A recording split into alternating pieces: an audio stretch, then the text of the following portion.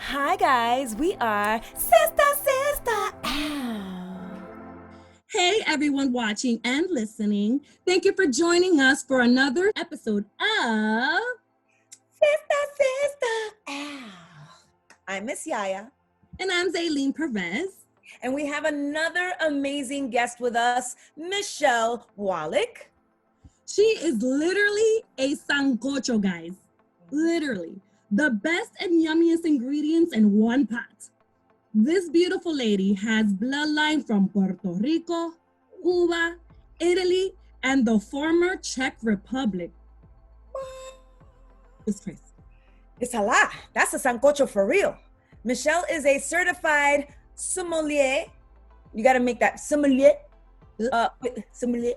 With over 15 years of experience in the wine industry across a number of areas, including sales, marketing, events, hospitality, education, and training. Let's welcome Michelle Waleck to Sistah Sistah. Michelle, thank you for being with us. Woo! Thank you.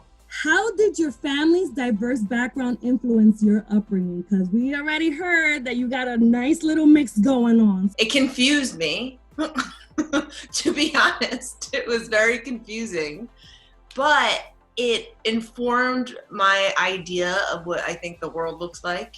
We all look different, and it gave me a lot of pride.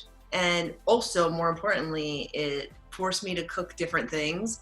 So that's my passion, is cooking. So it helped me in all areas, but I think cooking the most. Which is the, how do I word this? Which nationality was the most outspoken in your house? Oh, that is, I mean, it really depended on the moment and what was happening. If my mom was angry, I think her Puerto Rican-ness hit. I think if my dad, my dad wanted to be stern, I felt like the Czech came out, and then just the loudness, I think, is Italian, but that could go for any background, right? It's just, it all melded and it all makes sense to us. But I think looking, if you're looking from the outside in, you're just like, what are these people? The United Nations? It's everything. Truly. Well, that's how it should be. I think that's how it should be. We gotta learn about all of our lineage and do it in so many ways. I'm interested for you to cook for me. I want to taste all of that. It's a little lasagna, a little arroz con pollo. It's a little bit of everything. That sounds like my Thanksgiving, but there's no Italian in the house. But who doesn't like lasagna and pasta and Who doesn't want that? I actually, around Thanksgiving, I wanted to make an arroz con pollo side dish. It's not a side dish.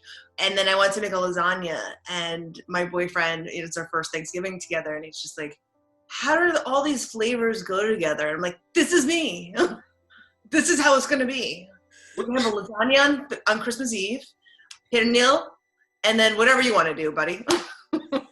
Yeah, people don't get that we have all this like flavors, and not only flavors, but carbs on carbs on carbs. Thank God. I've never been a carb cutter. Like, I just don't understand it. I don't process it. Everything I love is rice as a platform, and then anything else is gravy. That's not a pun, but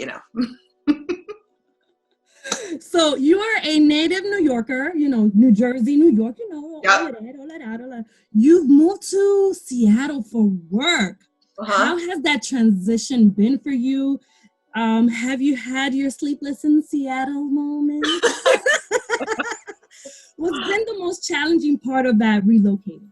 Yeah, I actually moved really for work too, but I really moved for my boyfriend, who's based here in Seattle, who's grown up here, and he has 2 little boys. So I went from 0 to 60, New York City lifestyle, grew up in New Jersey, strong Jersey roots. I'm sure something's going to come out of my mouth that you're like, oh, there's the Jersey, if it already hasn't. And so it has been, every change imaginable for me. 2 little boys sleeping in the bed, to trying to work and connect with New York people and New Jersey people and whatnot. It's been absolutely a different change, but I love it. It's a nice breath of fresh air here, literally. The air is pretty nice. I haven't been to Seattle yet. Have you been to Seattle yet? Nah. But I've heard, obviously those little romanticisms of like the movie or like the under city, the underground that I've heard of, but I've never been. I'm so curious. That's on a Sistah Sistah bucket list. Let's when we visit Michelle to eat her arroz con pollo. Yeah, with some seafood because it's Seattle, so we got to throw some salmon in there and really make it diversified. Not arguing with that. I'll take it all. Just put it on my plate. I'll eat it. It's fine. We'll eat it. It's totally fine. The first order of business was finding a restaurant or at least a store where I could pick up, YaYa or, any products that are mainly Caribbean. Because as you know, West Coast, more Mexican dominant in terms of flavor profiles, and the Hispanic aisle in the supermarket looks really different on this coast than our coast. Yeah. So I did find a little store that had some Caribbean vibes to it, so I honed in on it. I can send you some deliveries because I'm literally in like the hood of Dykeman, and that is like Dominican City. So we have all of that and then some. So I'll be sending you some cajas. A Dominican breakfast. I just told my boyfriend, who is whiter than white, which is great, but open to different cuisines and was curious. And I said, what I miss the most is a Dominican breakfast. And he's like, what's that? I showed him a picture of it. And he's like, oh yeah. I mean, take a side of Lipitor with it, but Oh, as long as you can enjoy it and then medicate yourself or medicate yourself soon after, then you're still kind of getting the full experience. So you're currently the national sales director for the lifestyle wine company out east. But before that, you worked at the Spanish language newspaper El Diario, right? Based in New York. A totally different industry altogether. How did working for El Diario prepare you to switch to being a wine connoisseur? Yeah, my experience, it comes up every day working, at the newspaper. I mean, it opened my eyes probably about 22, 23 when I started. And so working there, I was at an age where I felt disconnected from my background, my heritage. And my grandfather, when he first came to New York, he, that's how he found his job at the Roosevelt Hotel, was through El Diario. And so for me to kind of come full circle was a really special moment. But I would say, I had some challenges there because, I was Blanquita. My last name is Waleck. To people I can look, white, which is fine.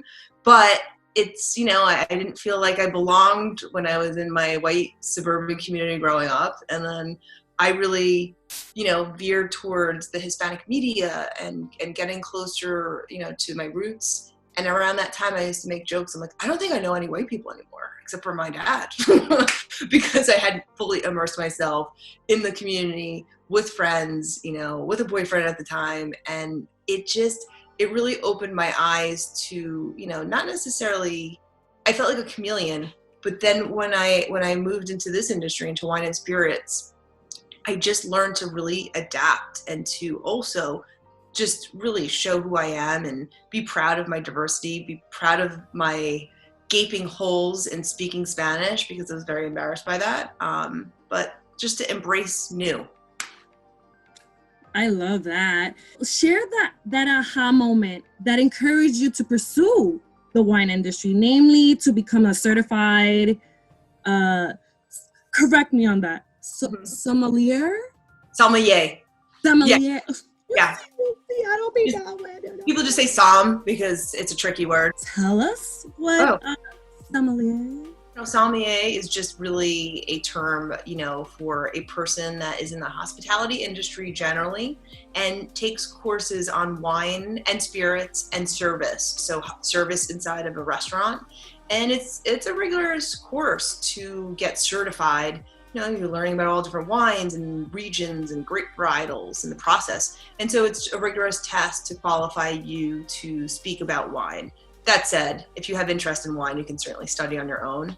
But my aha moment was I was entertaining clients at the newspaper and we would go to restaurants, and I was a young lady getting the wine menu because I was paying, they were my clients, and I would get this book and I would be so intimidated. And I would be in charge of ordering the wine, and I'd say, we'll just have a red, that works for us, right? And the server or Som would be like, whoa, okay. So it was really out of embarrassment that I wanted to learn about wine. And then that was the impetus for me to explore wine, so I wasn't embarrassed. And then I found I really liked it.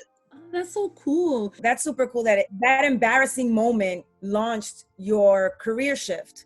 So just to backtrack a little bit, in El Diario, what was your job at El Diario? Were you a journalist? I think you were in sales, no? So I actually started working for Urban Latino first. I was an intern. I was a sales intern, but I always wanted to write. So on the side, I would submit projects and help, here and there. And then I got the job at El Diario as a sales associate. So really I was selling advertising. And then I graduated over the years and would freelance write for the New York Post, had an English language supplement called Tempo. So I was a freelance writer on the side, but really for El Diario, I was doing sales mainly and events. And that definitely helped mold you to already get comfortable talking to people, selling to people, and then now being in the wine industry, but taking it a step up, being a sommelier. ¿Cómo es? Sommelier? Sommelier. It's so much better than I do. That's why I say. No, I have to do that funny face for it to come out. Yes. Is it derivative? Is it from French? Yes. Yeah. It's definitely a French word, and everyone even people that are sommeliers say it. Like even my jersey came out. People struggle with the word. It's a little fancy, I like to say somm, or, I just wine. I know wine a little bit. Yeah. How extensive is the sommelier training? Is there different levels and Yeah, for sure. So there's a level where you can become what they're calling a master somm, and that level is really rigorous. It could take people a decade plus to get to that level, and there's really only 200-300 total in the world somms. There's more astronauts in the world than there are masters of, master somms. So it's pretty rigorous. Those are for people for sure that are in the restaurant business. I work directly with the winery, on what you call a supplier. So I'm dealing directly with accounts, heavy on the sales, PR, and strategy side. So I'm not really, my goal is not working in a restaurant. So that's where people tend to focus, but it's unbelievable the amount of effort it takes to get to that level. It sounds like it takes longer to become a sommelier than it does to become a surgeon. Yes. A master sommelier, sorry, master. Which is unbelievable, right? Yeah. I mean, there's a lot more to know about wine than the anatomy, I guess. I don't know. One is arguably way more important. I mean, should we go, you break your leg, I'd prefer to see a doctor than, a girlfriend of mine who's a master somm, but, she can give me the wine afterwards as I'm in my healing process. Everybody has their way of helping to medicate. Moving right along. So the liquor industry as a whole is considered to be male dominated. Is that correct? Fair. It's fair to say. So the role we mostly see women in is as a brand ambassador, which is un modelo, really. Mm-hmm.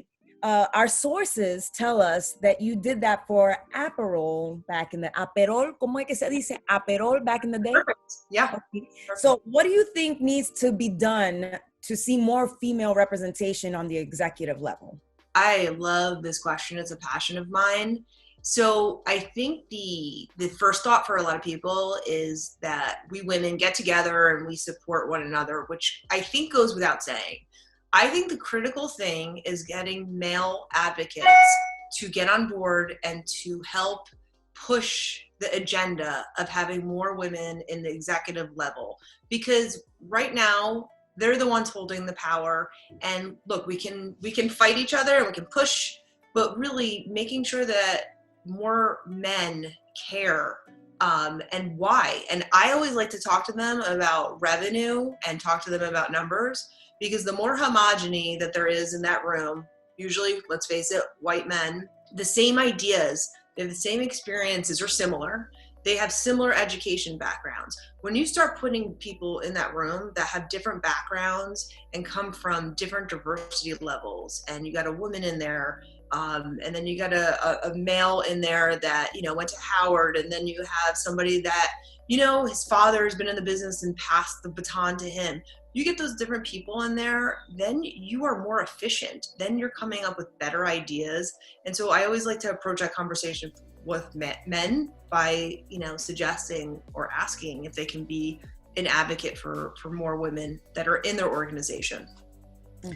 I think it's so important because we are also part of the economy. We also have dollars that can be spent into this industry. And if there's no representation or anybody, or the messaging is not talking to us, we're not going to do it. 100%. The buying power of a female and a Hispanic woman is strong. And let's face it, people have seen it, but it's that translation to making the decisions in the executive level. That's the biggest struggle and the biggest fight and the focus that I think we all need to put our eyeballs on. Yeah, totally. So we're learning there's a million types of grapes in the world. And your first lesson in wine was, don't break any bottles. But there is a whole etiquette to drinking wine, making wine, all of it. It can be very intimidating, as you shared earlier with your experience, which was your aha moment. Give us a Vino 101 crash course, at least an introductory level where we won't feel embarrassed. Oh, listen, and I say this, I'm intimidated by wine, and I've put 15 years behind it. So I always approach it with always learning, always challenging myself, and, and just having fun. I think the first thing about wine, a little 101, is that there's this, you get the wine in the glass and there's this rush, don't mind my Coke Zero, but there's this rush to be gulp and to drink it down. But there's so many things that you can tell about a wine before you even smell it or taste it. So looking at it, if you have a white wine in your glass, the darker the color of the white wine, it shows age. So if it's a dark yellow, then chances are it's been, aged in wood and it's an older vintage. Vintage just being the year that it was made. And then if it's paler in color, it's probably a much younger wine. And so with that, I also really like to just, understand, I have to remind myself, everybody's palates are different. What you get might be different than what you get. And don't be so hard on yourself. Try the wine, smell the wine, and just really put all your senses into it. Because that's what wine is supposed to be. It's not just, let's face it, there's an end game for a lot of us, and it's fun to get a little buzz on. But there's so much to enjoy about the experience, and it's looking at it and it's smelling it, tasting it, and then just seeing how long that lingering finish, we kind of say, stays on your palate. So so it's like you're saying that there should be some level, excuse my French, of foreplay with your glass of wine before you drink it. Yes, of course. It's a sexy game opening a bottle of wine. So, you want to date it for a little bit. You want to order an appetizer. You just don't want to go in for the kill and just gulp it down, Get to know her. Get to know him. I will never look at a glass or a bottle of wine the same again. I know, it's going to be like, please hold. Hello. You just caress it. I'm like, sorry. I love it. Oh, sorry. I was picturing this being a glass of wine or a bottle. Who knows? So there's low sugar wine. There's non-alcoholic wine. I'm not sure why that is. There's even gluten-free wine. Have these, and I'm sure there's other, not so typical types of wine out there. Have these types always existed, or is the wine industry adapting to cater to people's diets or taste preferences? Yeah, that's a really good question. I think a lot of these things actually already existed and are naturally occurring in wine. And the public, had a rush for organic the last 20 years, and organic products that already existed started relabeling. So, a lot of wine, is already vegan. Some people use eggs, like egg whites, to fine and filter the wine. So technically that wouldn't be vegan. But really, it can be, depending on the producer, it can be a little bit of a marketing ploy, to be quite honest, or to shine a light on things that are trendy or driving consumers towards a certain segment of a product. I think that, I love organic wines. I think that's great, but also it's interesting to just look at sustainable or sustainably produced wine. I don't think, if I were between two bottles, I eat organically on fruit mainly and meats. Not always, it really depends. But with wine, it's such an organic process generally. And if you're spending money on a certain price point, it's not necessarily necessary to focus on an organic product. Because it's just, the process is already pretty organic. And to speak to the sugar, wines are really, with the exception of a few categories, most wines have really low to no residual sugar. It's just the winemaking process. So I think that can kind of be a little bit of a ploy, to be honest. Interesting. It's good to know, like, how do you choose? Because there's such a huge range in price points. And you said that more or less the process is more or less similar. Mm-hmm. So how do you gauge those price points? What is it really? Is it the time and the aging? Is it a process? Is it like, very fancy oak, or what is it? Yeah, it's a good question. So really, wine pricing really is dictated by a few factors. It's labor. It's how much the value of the land is worth. If we think about something like Napa Valley, which is some of the most expensive land, Burgundy, Champagne region, and then it's the number of bottles that are produced. And then also, marketing and some of these bigger brands. I can buy a bottle of wine that's $12 and enjoy it and love it and, want to have another glass, which is always the case, by the way. Or I can pick up an older bottle and wax poetic about that. I think the best thing to do is really, engage with your local store. I love independent wine shops. I know that they're small and, becoming non-existent, but in New York for sure, and New Jersey, there are great independent shops. Go in there, like say I walk into a Macy's, somebody asks me if I want help, and I'm like, no, I'm like, get away from me. But I think that when people ask you that question, especially in a wine and spirit store, you tell them what you like, you tell them what price point, go discover. I mean, if you get a bottle of wine for $10 and you don't like it, it's a small investment. And chances are you come back in the store and tell them, that you didn't like this bottle. So they're going to do you solid and find something else for you and possibly exchange it. But chances are likely they're going to introduce you to something that you really love that you hadn't even thought about and stayed in your price point. So I think that's cool. I actually am following that type of like experiential thing.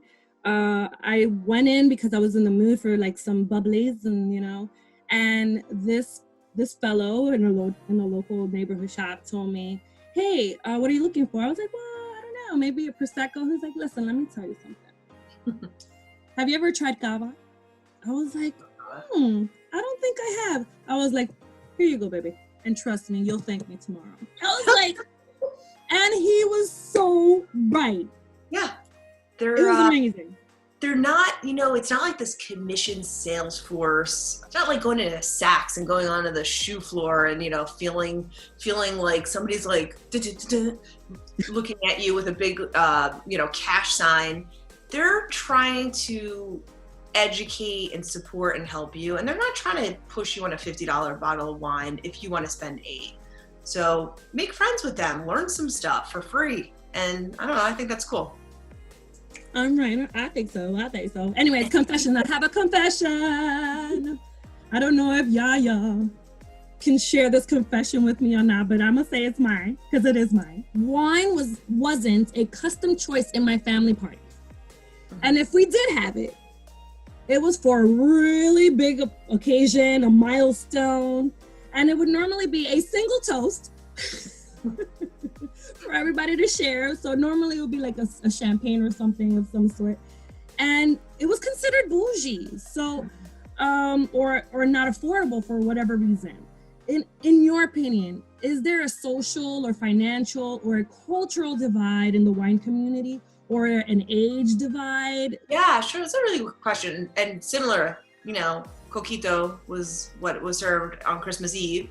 There was no wine for a long time, and really until I got into the business.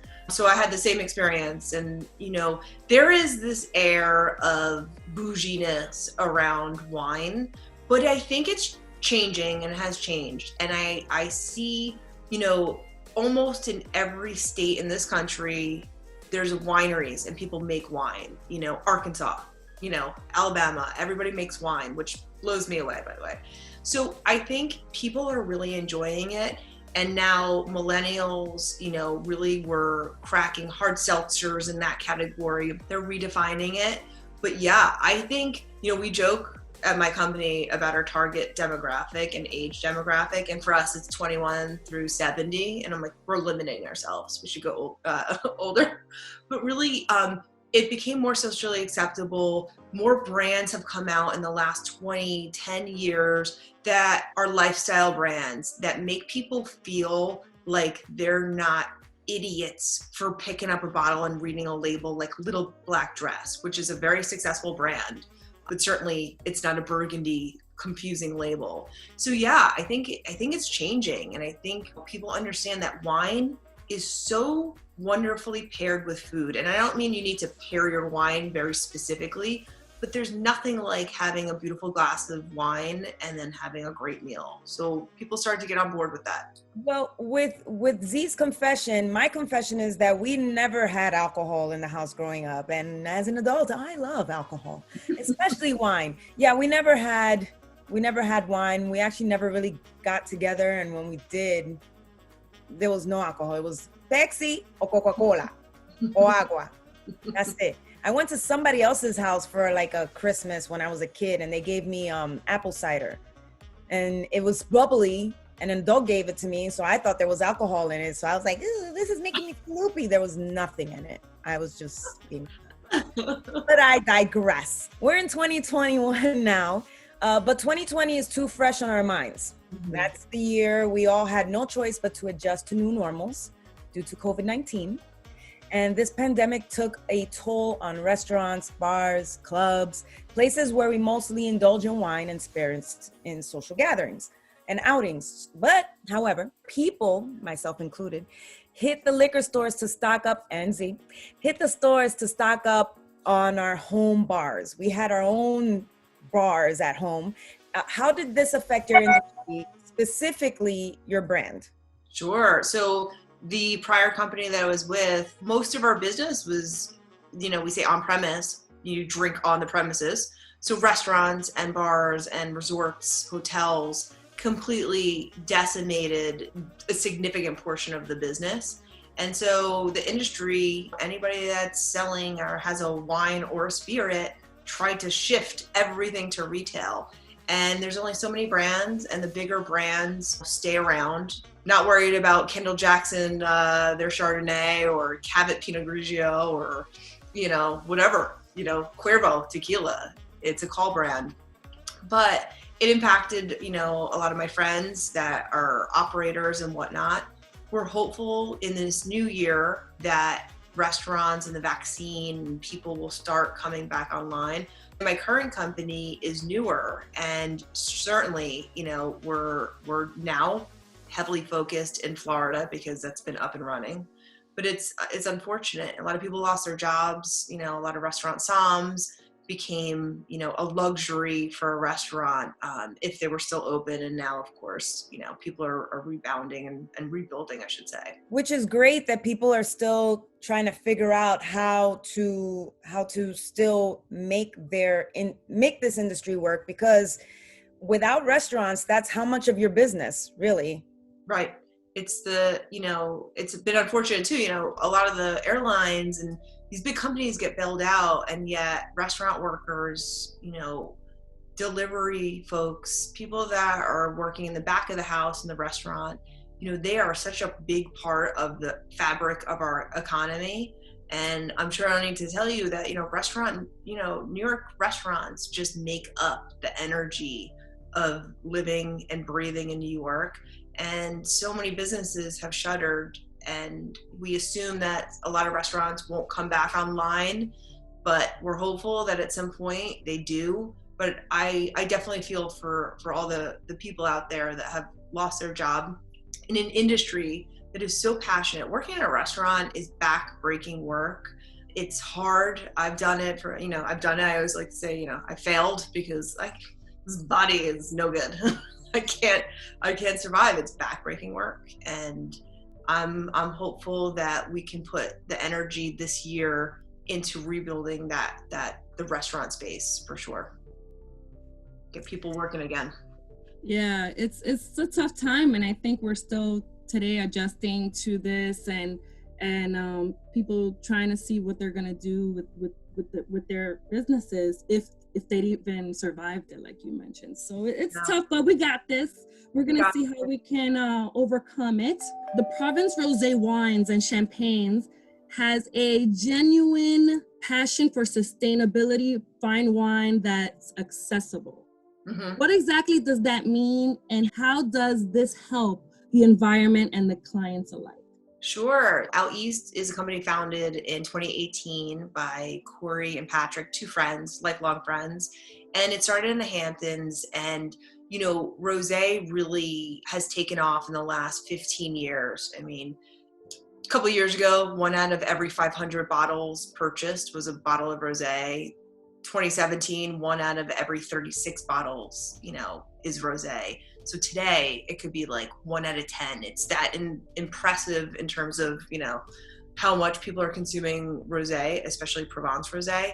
It's a lifestyle, but what they're about is not just the bougie element. It's really about about an idea that we're going out east. Out east can be anywhere. It can be the Jersey Shore. It can be your family's house upstate. It could be anywhere.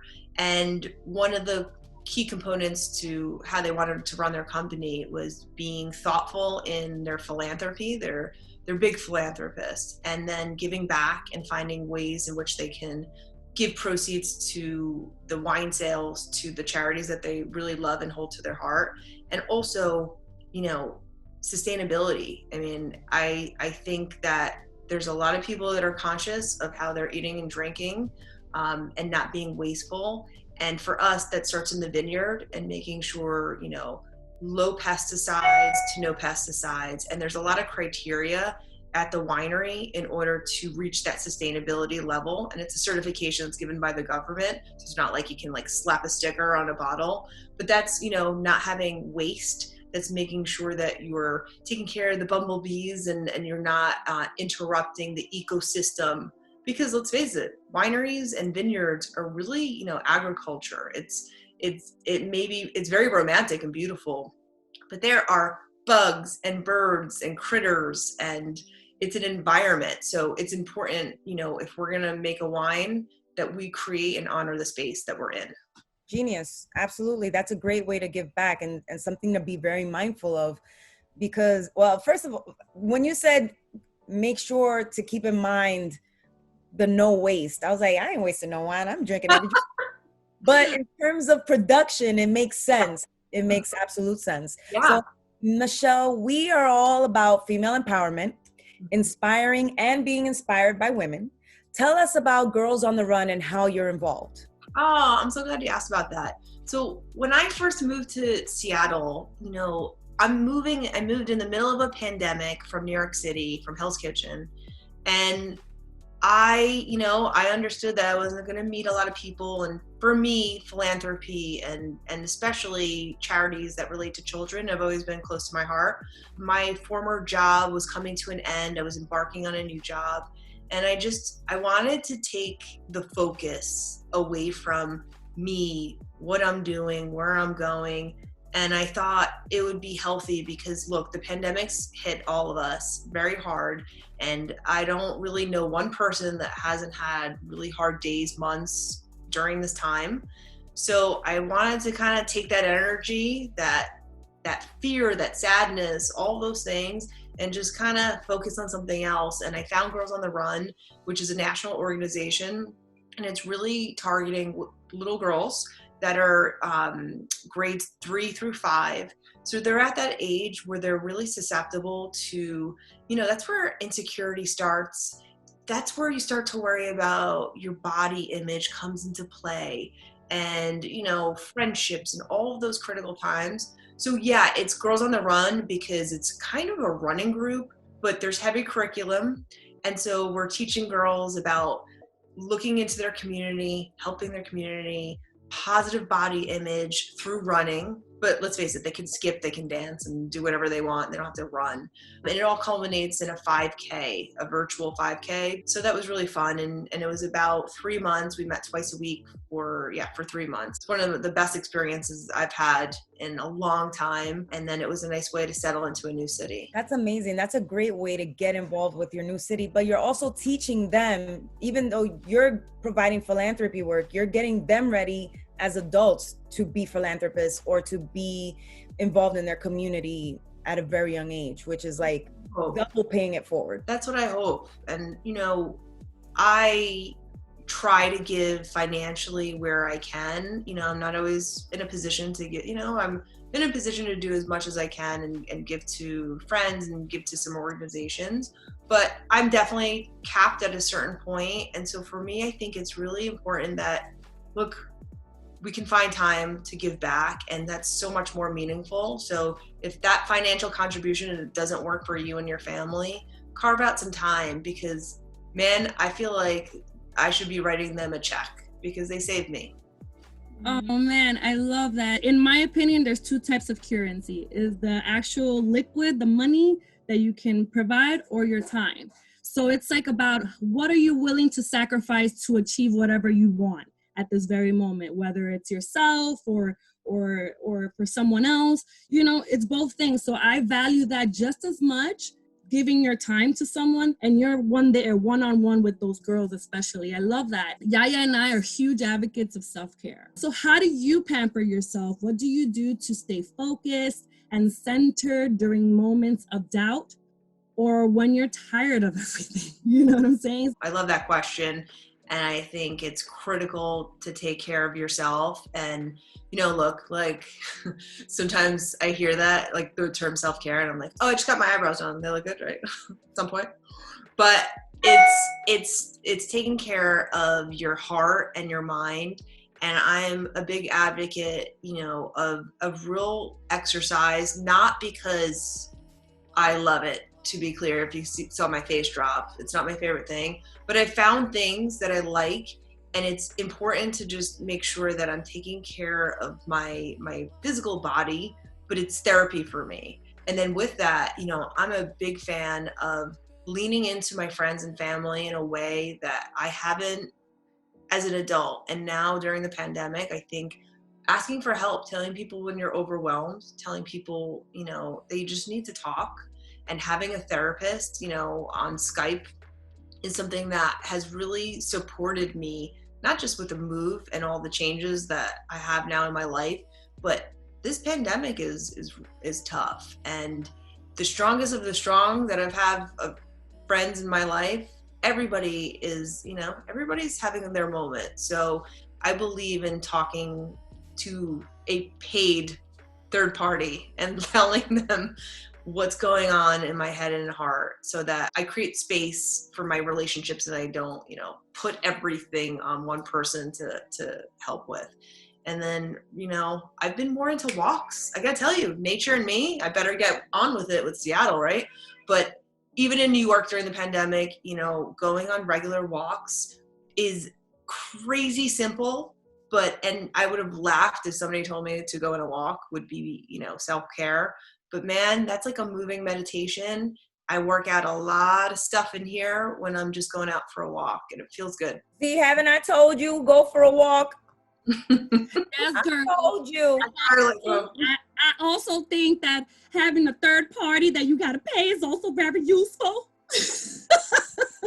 It just clears your mind, and you know that person, you know, has the education to tell you, like, girl, listen, this is happening. How about that? I'm like, oh my God. Yeah, because sometimes you could feel like your friends are tired of hearing your same shit all the time. That's why I don't tell anybody shit. I keep it to myself. I write it down. I journal.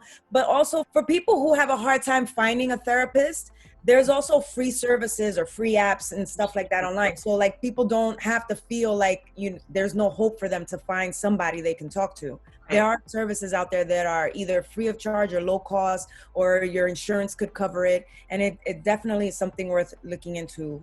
Yep. Every city and, you know, every city in every state, you know, has a gov, you know, NewYorkCity.gov, and they have free counseling, especially during COVID. And you can sign up for a text with the government, with New York City State, and you can get some free counseling if people need that. And I think that's a good resource. I'm happy we can announce that and share that there's a lot of resources that are free and free of charge.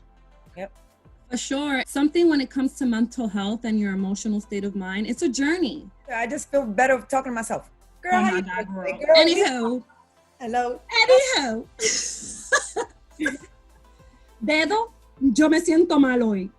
Háblame, dedo. Necesito tu ayuda, dedo. Michelle.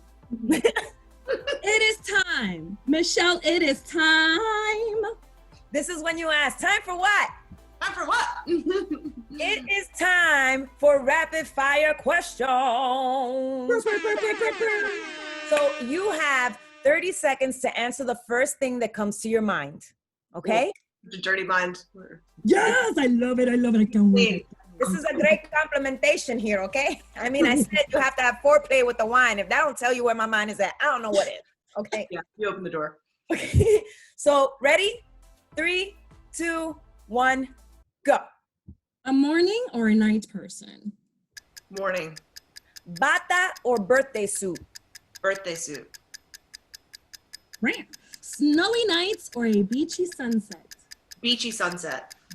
Okay, you know the game Marry, Date, Dump? I know Marry, Kill, but I'll go with yours. Oh, that one. Let's do Marry, Kill, what? Can I say it? Yeah. Yeah. Marry, Kill. Okay. I like that one better. Okay. You know the game Marry, Kill, Fuck? I do. Okay. Who of these celebrities would you marry, kill, or fuck? Jason Momoa, Michael B. Jordan, Easy. or Bad Bunny? Okay. Marry Michael B. Jordan. Fuck Jason Momoa. Like, as soon as he said that, I was like, and then obviously kill Bunny. Oh, me mato. Yeah. I started with Jason Momoa, and then I just like you just like Aquaman. Yeah. I love it. I didn't see anything. I didn't hear anything after that. Okay, what is your current mood in a wine? What's my current mood in a wine? If you were a wine right at this moment, what wine would you be? I would be sassy. I'm feeling a little sassy wine. Yeah. Ooh. What is the sassy one? Is that like you take a sip and it splashes back at you a little bit and you get like a little drop on your face. Oh, which wine specifically does to you? Which wine is this? I think it's Zinfandel. I think that's what it does to me. Ooh. Yeah, a little red. It's big. It's bold. It's bright. It's unexpected sometimes. It bites you back. Oh, I like this. We're still learning. Thong we're way past the 30 seconds, but who cares? Thong or grandma panties? Ooh, thong. Well, I say that because I should say it, but no, I do like the Gap boy shorts Sorry, Grandma Patty. That's who I am. Yep. That's who I am every day. It's okay. You know, it's from here. I want to be the person. I want to be the girl. I only wear thongs. TMI. Yeah. Gap boy shorts, which are. Girl, no. I need full coverage, full comfort, all of that. Anyways, all that. You know, for me, you know, it's exactly, honey. It's dental floss for my booty. You know, it's like yum yum. Okay, too much.